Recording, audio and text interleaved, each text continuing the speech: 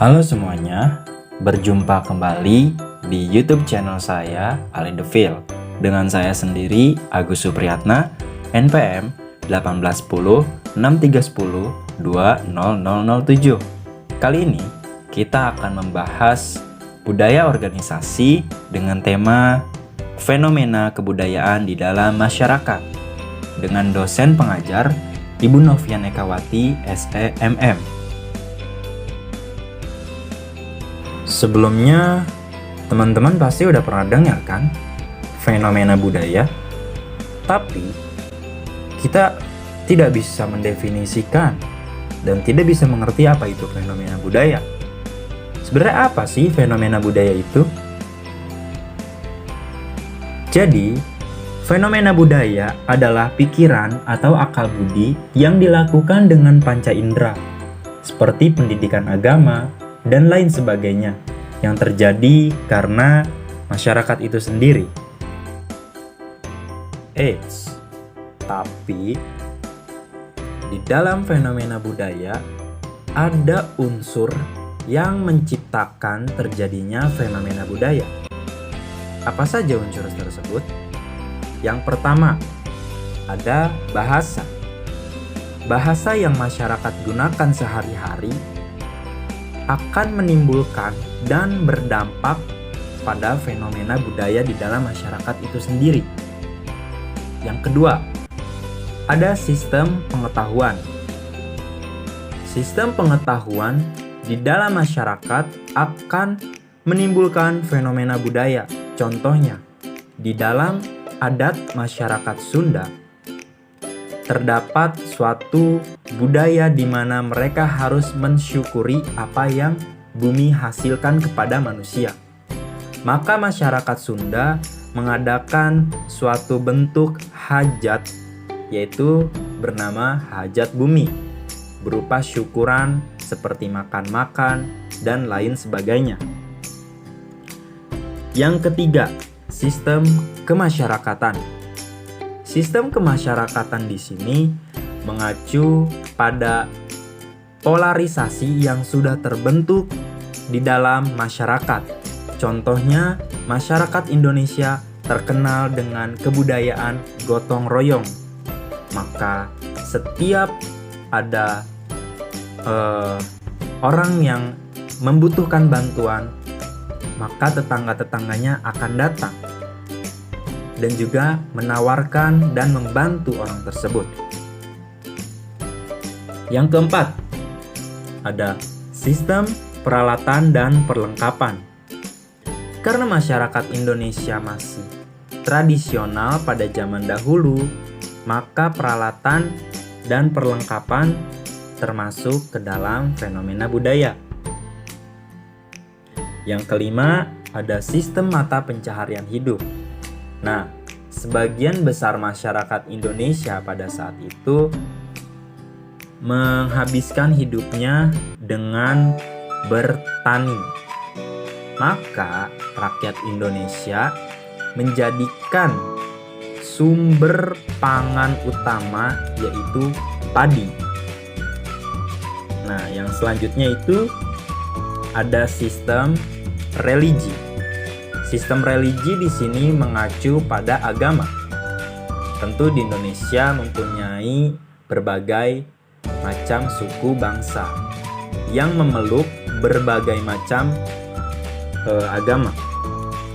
Di sana terbentuklah suatu budaya menurut agama dan kepercayaan masing-masing. Contohnya dalam Islam, masyarakat Indonesia mengadakan Maulid Nabi, mengadakan Rajaban. Dalam kebudayaan dan agama Hindu, biasanya masyarakat di Bali mengadakan upacara ngaben untuk kematian dan lain sebagainya. Nah, yang terakhir, unsur pembentuk fenomena budaya yaitu kesenian.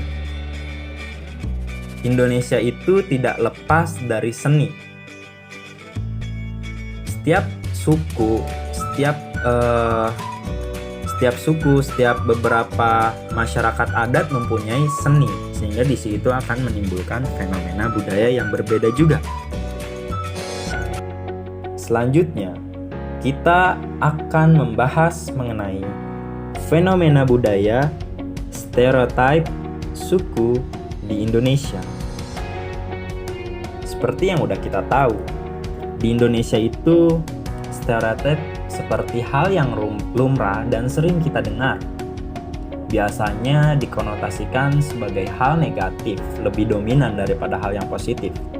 Misalnya, orang Batak terkenal dengan galak, orang Jawa dikenal dengan orang yang lamban dan planga-plongo.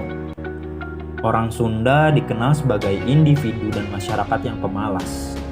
Dan orang Padang dikenal sebagai masyarakat yang pelit. Lalu kenapa demikian? Karena itu sudah merupakan budaya yang stereotip. Mungkin jawabannya dari sananya ya udah begitu.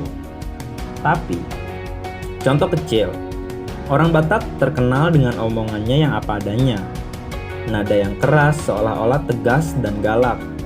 Terus juga banyak sekali yang jadi pengacara, makanya kadang jurusan hukum jadi gudangnya orang Batak. Betul? Selanjutnya, orang Jawa juga dikenal dengan lamban dan gak tegas. Kalau ngomong suka muter-muter. Perwatakan orang Jawa sopan dan halus. Jadi teman-teman kalau ngomong sama orang yang berhatinya halus harus hati-hati. Nah, di sini ada nasibnya orang Sunda yang selalu diasosiasikan sebagai pemalas. Suku yang satu ini kadang gak akur dengan suku Jawa, padahal sama-sama di Jawa.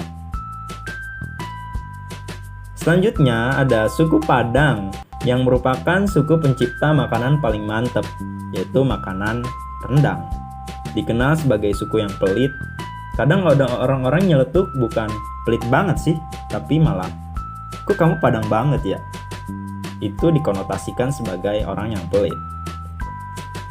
Tentu saja video yang saya buat kali ini sangat menggeneralisir suku-suku yang dibahas. Akan tetapi, Indonesia bahkan memiliki beribu suku bangsa. Menurut BPS pada tahun 2010, ada 1.340 suku bangsa. Meskipun ada berbagai macam stereotip yang menempel pada setiap suku, tapi jangan percaya, karena omongan testimoni orang namanya juga anekdotal. Kalau ada orang yang bilang bahwa orang Jawa itu planga-plongo, mungkin itu cuma pandangan dan pengalaman dia aja, bukan kebenaran secara universal. Karena mungkin saja orang-orang yang planga-plongo bisa ditemukan di mana saja, baik itu Sunda, Padang, bahkan dari etnis Tionghoa. Stereotip gak 100% benar ya teman-teman, dan gak juga bisa dipercaya dan sebagai sumber. Daripada saling tersinggung dan akibatnya baku hantam, mending dibikin hiburan aja dan realisasi bahwa Indonesia itu punya banyak suku, berbagai macam kebudayaan yang harus saling memahami satu sama lain. Itu saja teman-teman yang bisa saya sampaikan. Sampai jumpa di video-video saya selanjutnya. Terima kasih telah menonton channel saya. Sekian.